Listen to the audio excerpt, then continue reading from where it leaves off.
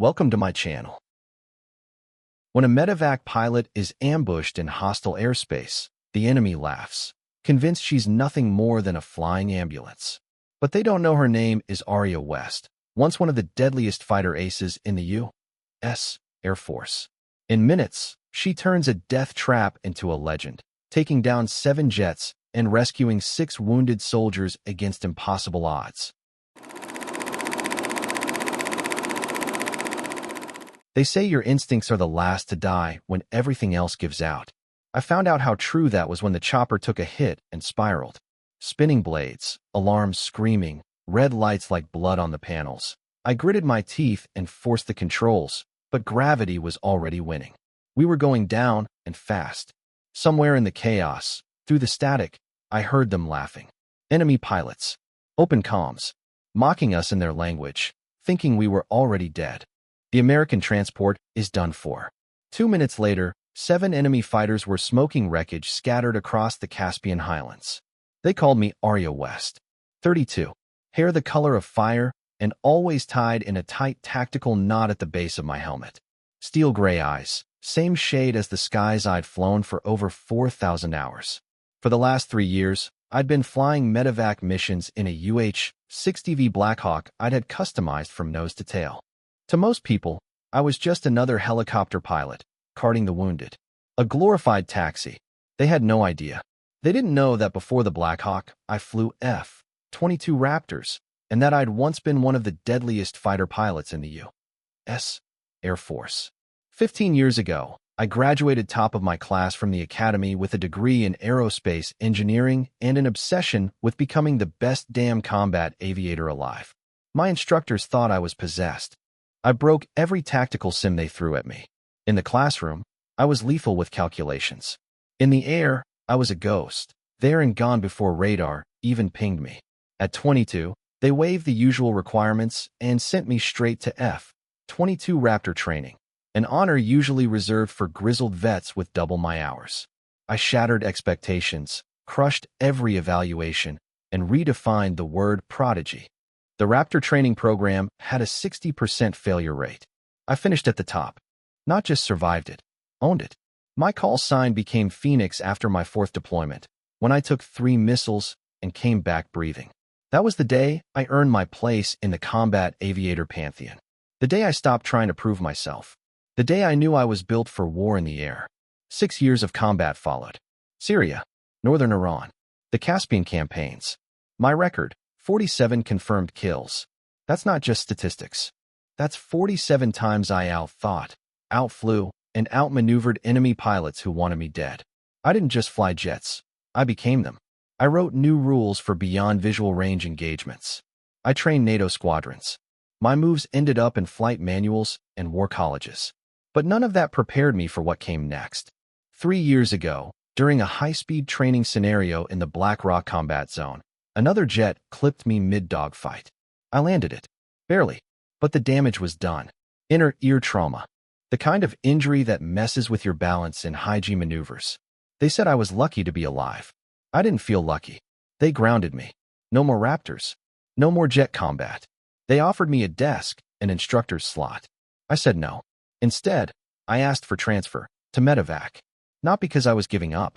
Because I still had something left to give. If I couldn't fight for lives anymore, I could still fight to save them. That's how I ended up flying a Blackhawk in the worst hellholes of the Highlands, pulling out wounded soldiers from places the brass didn't want to admit existed. Quiet missions, bleeding teams, dust, shrapnel, and gunfire. Every flight was a gamble. Every life saved a win. But on that day, when I heard those pilots laughing over the radio, I stopped being a medevac pilot. I remembered who I really was. I remembered why they used to call me Phoenix.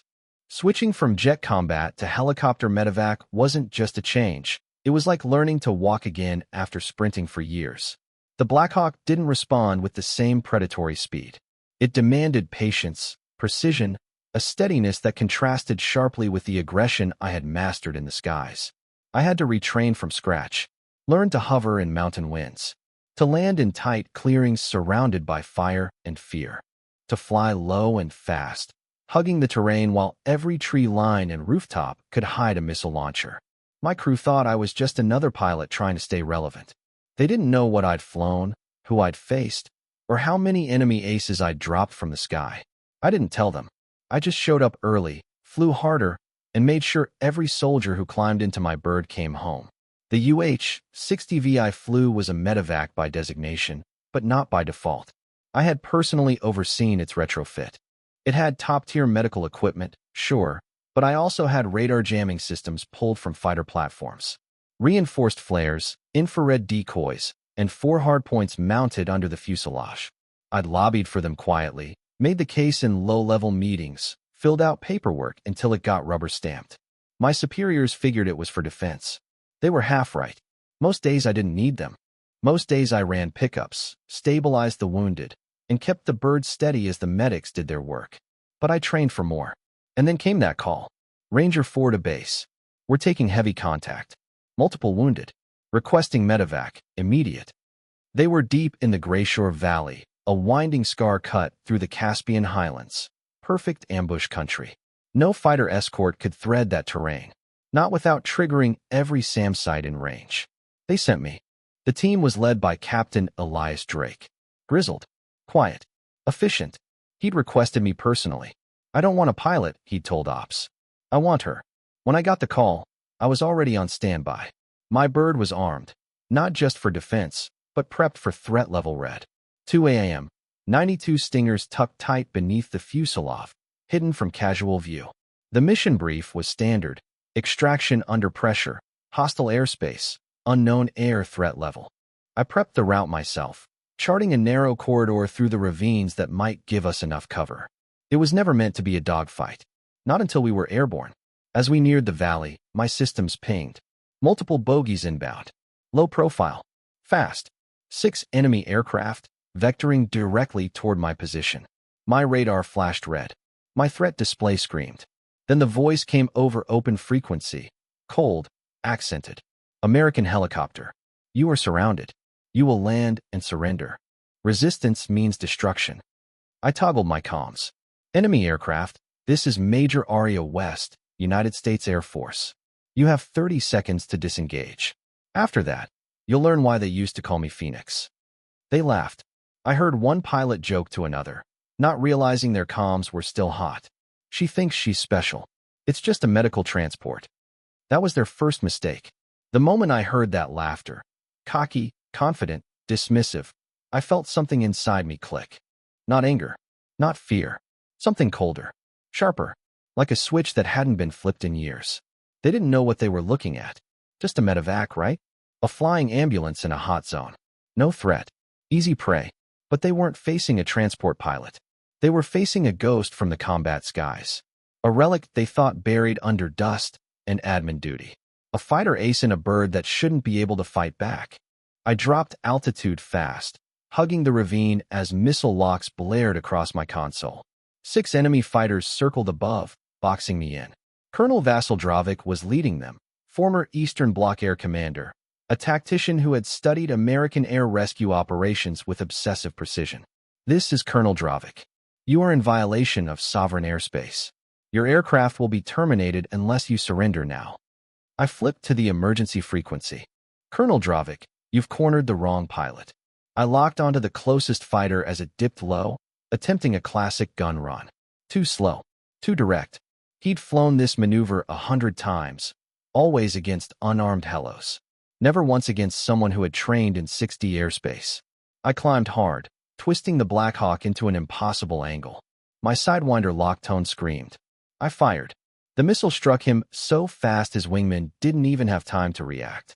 A fireball bloomed in the sky above the ridge. The wreckage spiraled down in chunks. I whispered into the comms, "Splash 1." The rest of the squadron panicked. They scattered instead of coordinating. It was instinct, wrong instinct. They thought they were facing panic fire, maybe a lucky hit. But I knew them better than they knew themselves. I'd flown with, and against, their kind in simulations and real skies alike. I took a tight bank around the valley's southern curve. Another jet gave chase. Too close. Too eager. I feathered the tail rotor, slowed just enough to fool his sensors, then punched throttle and popped over a ridge.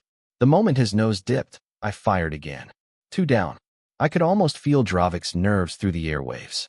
He barked orders, trying to restore discipline. But now I was inside their heads. I knew the exact moment the third fighter broke formation. His fear bled through his comms as I climbed behind him and let the missile do its work. 3 down, I said, calm and cold. You've got 4 left. And still, I hadn't touched the wounded. That was the part they didn't understand. This wasn't me flying for glory. I wasn't chasing combat for its own sake. I was doing what I always did, getting my people out. Enemy jets circled like wolves above the ridgeline. Hesitant now, scattered. They were no longer in control of the fight. I had turned their ambush upside down, and they knew it. What was supposed to be a clean takedown of a helpless medevac had become a slaughter for them. I dove into the next maneuver, hugging the terrain so tightly that my rotors nearly kissed the stone. I weaved between boulders, let the canyons work in my favor. Fighters had speed, but speed wasn't everything. Not in this maze. Not against someone who knew how to read it like a map written in wind and shadow. The 4th kill came easy. The pilot tried a high-arc strafe, banking into what he thought was my blind side. But I'd seen that tactic before. Hell, I wrote the countermeasures for it back in my Raptor days. I waited until he was halfway through the turn before I popped up with a steep climb and hit him broadside. The Stinger leapt from its rail like it had been waiting all its life for that moment. He didn't even eject. 4, I muttered. 3 to go. I could hear them now, yelling in their own tongue, no longer laughing. One of them, probably the rookie, was crying into his mic. Dravik's voice cut through, brittle and frantic. Maintain formation. She is just one helicopter. No, Colonel. I wasn't just anything. The 5th and 6th came in fast, too fast. They were desperate now, trying to box me between them, split my attention. It would have worked if I hadn't baited them into it. I flared hard, killing speed in midair. The Blackhawk stalled for a half-second, then dropped, falling like a stone behind a ridge. Both jets overshot. In their panic to reacquire, they crossed into each other's radar cones. I rose from the ravine like a phantom, sights already locked. Fox 3, I whispered. My last missile ripped across the sky. One jet broke apart midair. The second hesitated, and that sealed his fate. I fired my final shot. It struck true. All 6 fighters were down. The sky was silent, except for Colonel Dravik. I could hear his breath, ragged and unbelieving. Command, this is not a medevac. This is a combat pilot. We were deceived. No, I said on open channel. You just underestimated the wrong woman. And then I saw him. The 7th fighter, the last one, Dravik himself, trying to flee. He turned north, full throttle, fleeing the wreckage of his failed trap. But I didn't follow. My mission wasn't vengeance. It never had been. Instead, I dropped low and pushed toward the extraction site. The wounded were waiting. I wasn't done yet. I cleared the ridge and spotted the smoke, thick, dark, rising in curls from the valley floor like a signal fire from hell itself. That was the pickup zone. Half a dozen American operators were pinned down near the tree line, injured and surrounded. I brought the Black Hawk in low, feeling the terrain through the stick, every gust, and slope familiar beneath my fingers. No escort. No backup. Just me. I radioed ahead. Ranger 4, this is Valkyrie 1. Inbound now. Prep for hot extraction. A voice crackled back, raspy but steady. This is Captain Drake. Copy, Valkyrie 1. You're a damn miracle. I didn't answer. I didn't need to. My focus was locked on the clearing. I threaded through the final corridor of stone and foliage, ignoring the buzz of small arms fire pinging against the Blackhawk's armor. The moment I touched down, my crew sprang into action. The medics poured out the side hatch, dragging the wounded aboard as I kept one hand on the throttle and the other on the flare trigger. 2 minutes, I said over the intercom. That's all we get. A mortar landed close, too close, throwing dirt and rock across the rotor path.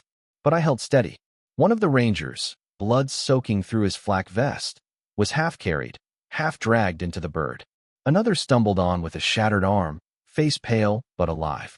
Then came the last man, Sergeant James Avery. He was hit bad. Drake himself helped him to the ramp. I glanced over my shoulder. We're full. Strap in. We lifted off as a hail of rounds tore through the trees where we'd just been. But the Black Hawk rose like a phoenix. Like it always had. As we cleared the kill zone, I weaved back into the ravines, terrain masking us from radar. My hands moved instinctively, tracing memory, not maps. Every movement, every turn, was a reflex honed by years in the cockpit of faster, meaner machines. But here, in the Black Hawk, those same skills felt reborn with purpose. The medics stabilized the wounded mid-flight. IVs hung from the overhead rails. Field dressings were applied with quick, sure hands. Captain Drake moved through them, double-checking every soldier, nodding at me with the respect only another combat vet could give. When I looked back, his eyes were locked on me. "You're not a pilot," he said, voice rough but clear. "You're a storm in a flight suit." I didn't answer. Didn't need to. I had one job, get them home. And I was doing it. We flew low and fast, hugging the terrain like a shadow. Every turn I took had to be perfect. No second chances with 6 wounded men bleeding behind me. The Caspian Highlands didn't forgive error. One wrong maneuver, one bad wind shift, and we'd be a black smear on a mountainside. The medics kept busy. I listened to their voices behind me, calm and controlled as they stabilized shrapnel wounds, splinted bones, administered pain meds. But I still scanned the horizon, eyes flicking from terrain to radar, waiting for a final surprise. Fighters, missiles, anything that might try to end the miracle we'd just pulled off. But nothing came. The skies were quiet, almost reverent. 30 minutes out from forward operating base Emberlight, I sent the ping, coded and encrypted. Package secured. Inbound. ETA 30 minutes. Colonel Hadley himself came on the line. "Valkyrie 1, we copy. Stand by for landing pad clearance." And, "Major, what's your current engagement tally?" I hesitated, then answered, flat and factual. 7 fighters destroyed. No friendly casualties. The line went dead for 3 seconds. Then he came back. "Say again." "Confirmed. 7 enemy aircraft down. Extraction complete." Another pause. Then a quiet voice in the background. "Did she just say 7? I brought the bird in low, threading through a narrow pass I'd flown before only in simulations. I wasn't interested in chatter. I was still in mission mode. Still in the space between adrenaline and instinct, where emotion hadn't caught up to reality yet. Base came into view. Dust swirled on the landing pad as I approached. The lights of the field beaconed us home like stars guiding a lost ship. I eased the Black Hawk down onto the tarmac. Smooth. Controlled. The rotors slowed, whining to a halt. I powered down systems. Flipped off the comms. Finally, I let myself breathe. Then I opened the hatch. What greeted me wasn't what I expected.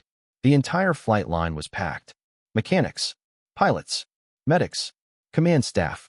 Everyone who could get away from duty stood waiting like they already knew. A ripple went through them the moment I stepped onto the deck. Colonel Hadley strode forward, a report tablet clutched tight in his hand. He looked at me like he was seeing something from another life. "Major West," he said. "Did you really?" "I did," I said simply. A silence stretched between us. Then Hadley nodded once, sharply. "You turned a death trap into an airshow." They called it the Valkyrie Run within 24 hours. Word spread like wildfire. First through Emberlight, then out to every base, every pilot, every medic who'd ever flown near the Highlands. A medevac helicopter had taken down 7 enemy jets in under 2 minutes. No escort, no backup, just one pilot. Me. It should have felt satisfying. But I wasn't chasing fame. I wasn't after revenge. That day was never about kills. It was about refusing to let 6 wounded Americans die alone in the dirt. Inside the command tent, the air was heavy with stunned silence. Colonel Hadley, Captain Drake, 2 generals I'd never met, and Major Rosales, a flight ops veteran who'd flown more combat sorties than most, sat across from me reviewing footage, sensor data, and the comm logs from the engagement. Every missile strike, every maneuver, every second was played back on screen. "She anticipated their spread," Rosales muttered. "Broke the formation like she saw it coming before they even moved." Hadley tapped his stylus against the tablet. "That's not helicopter tactics. That's fighter pilot level interception." Rosales looked up at me. "How long did you fly Raptors?" 6 years, I answered. No one spoke for a moment. Then Hadley slid the report across the table. "This has already been flagged for high-level review. What you pulled off out there, it's never been done before. Not by a rotary pilot. Hell, not even by a fixed wing in that terrain." I stayed quiet. Drake leaned forward, his eyes steady. "With all due respect, This isn't just a tactical victory. This rewrites doctrine. She didn't survive an ambush. She reversed it, turned it into a masterclass. The generals nodded, but I could feel their unease. They didn't know what to do with someone like me.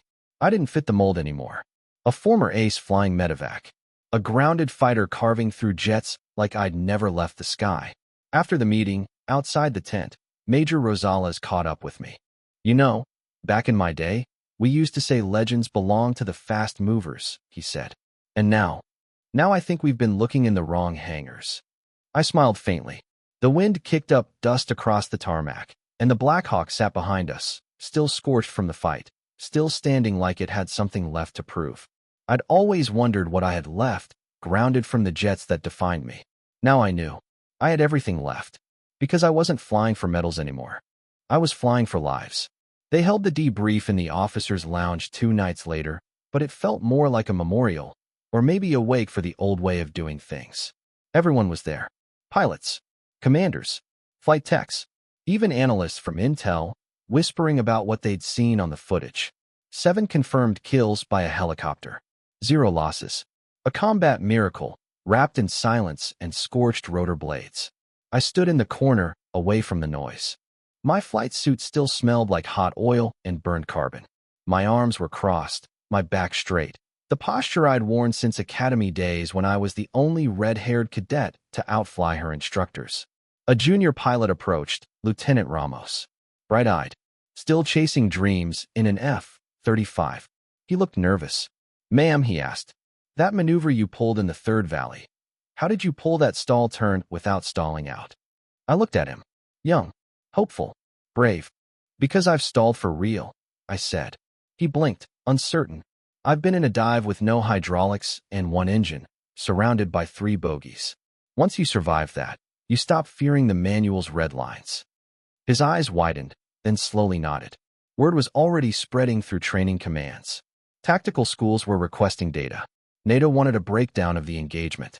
I was being called into virtual seminars to explain how a medevac outmaneuvered an ambush squadron. I didn't care about any of that. What mattered was this. 6 men lived because I didn't run, and because I remembered who I used to be. Drake caught me outside that night. He had a fresh bandage across his temple, a slow limp, and eyes that said more than most could ever voice. You're not Phoenix anymore, he said softly. No, I asked. He shook his head. You're something new. Something the rest of us haven't even figured out how to name yet. Then he paused. But whatever it is, keep flying it. I turned back toward the pad, where my Black Hawk stood silent under floodlights. Phoenix may have risen from ashes once. But what came after? What comes next, after the flames? I think I was about to find out. 6 months later, I wore a new patch on my shoulder. Not the old Raptor insignia. Not the medevac crest. This one was different, stitched in black and steel gray. The symbol of a hawk rising through fire, wings swept like a blade. They called it Phantom Talon Command, a newly formed unit under the Joint Rotary Air Fusion Program. The brass needed a better name for it, but that wasn't my concern. What mattered was its mission. Combat test rotary aircraft fitted with jet-grade weapon systems, flown by pilots trained in both helicopter and fighter doctrine. They gave me command. I wasn't the most senior. I wasn't even the highest ranked at first. But I was the only one who had ever done what the others were still simulating. My team was handpicked.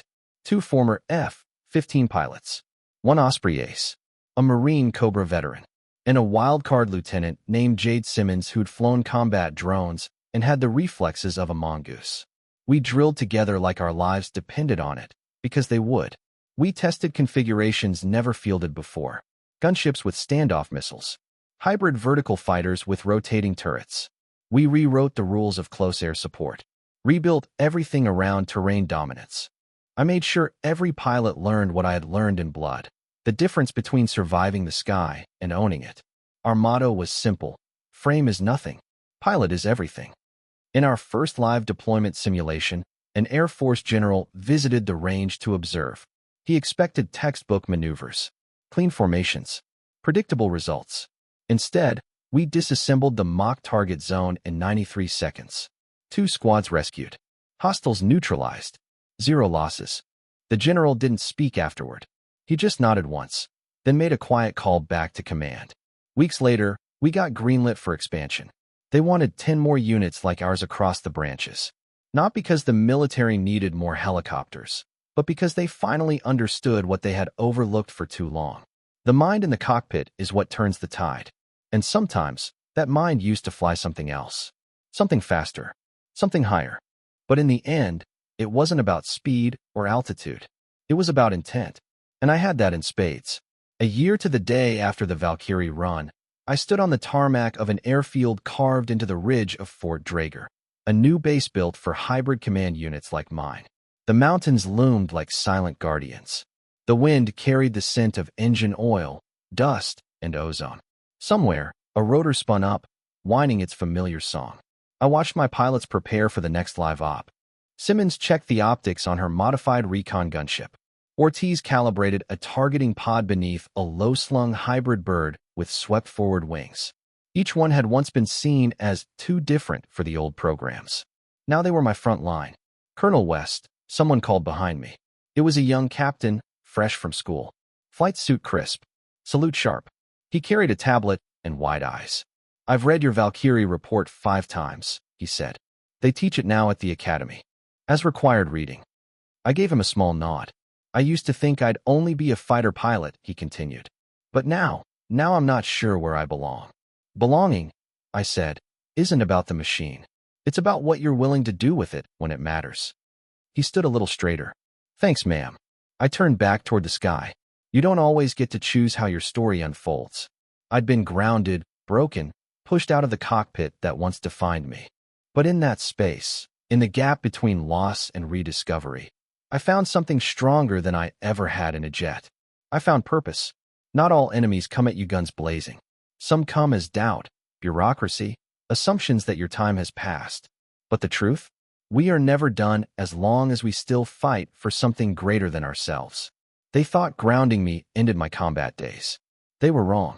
Because even in a medevac bird, I found a way to fly the mission, to win the fight, to write the playbook they didn't even know they needed. My name is Colonel Aria West. They used to call me Phoenix. Now they call me Commander. Because I proved that the fiercest warrior doesn't need afterburners or fighter wings. She just needs the will to rise.